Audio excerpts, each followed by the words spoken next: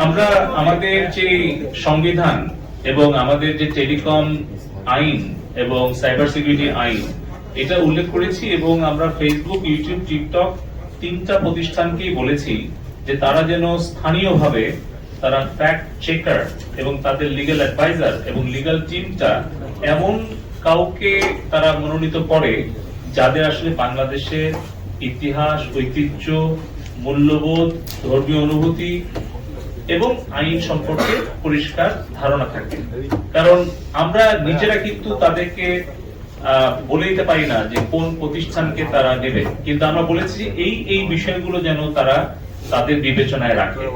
আর আমরা বলেছি যে তারা যদি তাদের এআই টুলও ডেভেলপ করে, তাহলে ডেভেলপটা কে করছে, তারা ডেভেলপার, তারা কোন কোন কিওয়ার্ড সিলেক্ট করে দিচ্ছে বা কোন কোন বিষয়গুলো তাদের এআই টুলকে ট্রেন আপ করছে, সেটার উপরেও কিন্তু সেই এআই টুলটা বিহেভ করবে। মানে তারা কোনো কমিউনিটি গাইডলাইন চায় না আমাদের কাছে, বা আমরা প্রোভাইড করি না। আমাদের কাছে কমিউনিটি গাইডলাইন তারা আজকের মিটিং এ এটা আলোচনা হয়েছিল।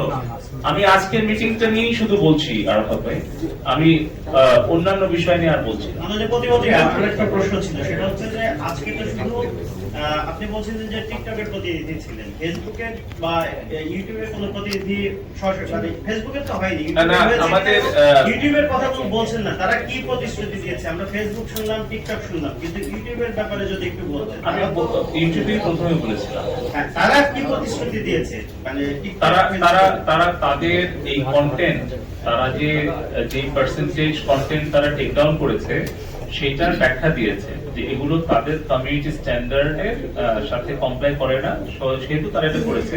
আর কেন করতে পারেনি সেই ব্যাখ্যাটাও কয়েক পৃষ্ঠা ধরে তারা ব্যাখ্যাটা দিয়েছে লিখিত হবে।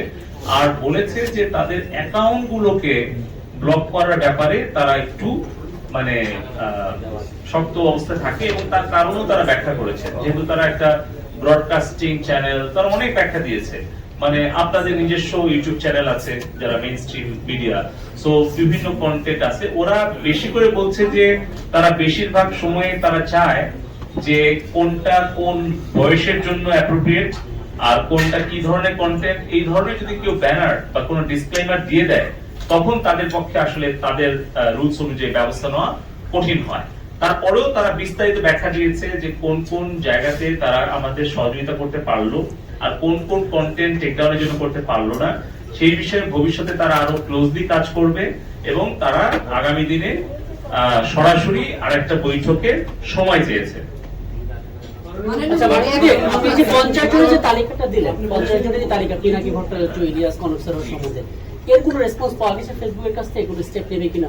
তারা আসলে কিছু ব্যাপার আমাদের সাথে শেয়ার করেছে, আর কিছু ব্যাপার বলেছে যে তারা তাদের legal team, technical team, global team, law enforcing team, এগুলো ভিন্ন ভিন্ন ক্যাটাগরিতে কথা বলবে। যেরকম তারা বলছে যে যখন কোনো একটা কন্টেন্ট তাদের কমিউনিটি স্ট্যান্ডার্ড ভায়োলেট করে বা কোনো দেশের আইন ভঙ্গ করে, তখন সেটা টেক ডাউন করা তাদের জন্য সহজ।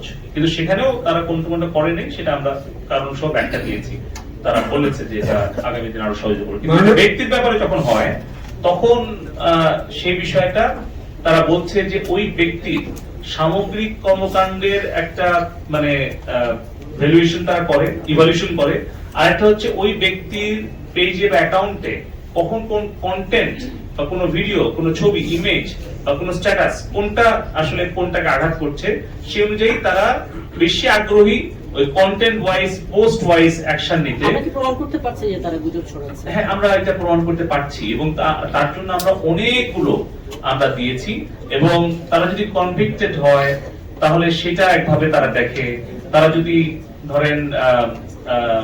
ধরেন যে তাদের একটা কন্টেন্ট একটা দেশের বিরুদ্ধে গেল, একটা কন্টেন্ট আরেকটা ব্যক্তির বিরুদ্ধে গেল, একটা কন্টেন্ট হয়তো ওদের কমিউনিটি স্ট্যান্ডার্ড ভায়োলেট করলো, কিন্তু আরেকটা কন্টেন্ট হয়তো তারা বুস্ট করে তাদের বিজনেস প্ল্যাটফর্ম হিসেবে নিচ্ছে। সো এইভাবে কিন্তু তারা কিছু কিছু কৌশল নিয়েছে এই দেশ বিরোধী চক্রান্তকারীরা, সেটাও আজকে আমাদেরকে তারা ব্যাখ্যা দিয়েছে।